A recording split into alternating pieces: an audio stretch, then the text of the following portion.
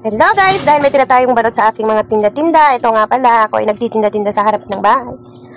Sari-sari, may visual kikiam, then siomay, at ako lang ang nagawa ng aking mga sangkap para tipid, di ba? Ako nagigisa ng alamang, sauce ng visual kikiam. So, dito na tayo guys sa ating menu today.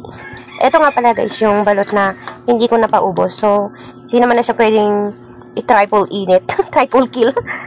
Nakadalawang painit na ako dyan. So, pag hindi ko napaubos ng gabi, inire-rep ko na siya bago ako matulog. So, ininit ko na lang din ulit siya ng hapon. So, hindi na pwedeng magiging 3 times. Kaya, ang ginawa ko, lulutuin ko na lang siya na panghapunan namin. So, yan nga. Hindi pa rin ako nakatiis. Ay, nako, sa sabaw. Nako, Diyos ko po balot. Ang sarap-sarap kasi ng balot ba? Ewan ko ba, bakit hindi napaubos?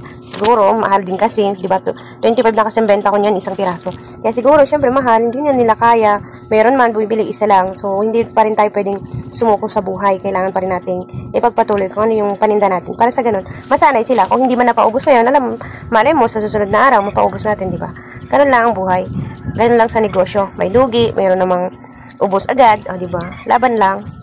You say slow down.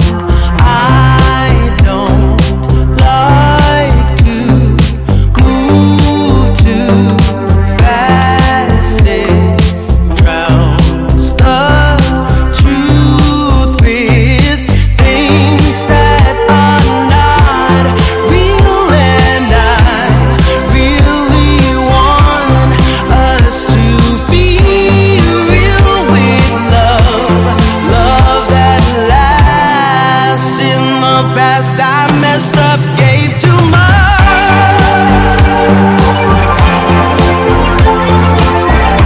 What is it with time?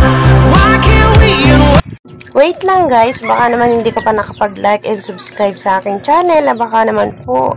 Thank you so much.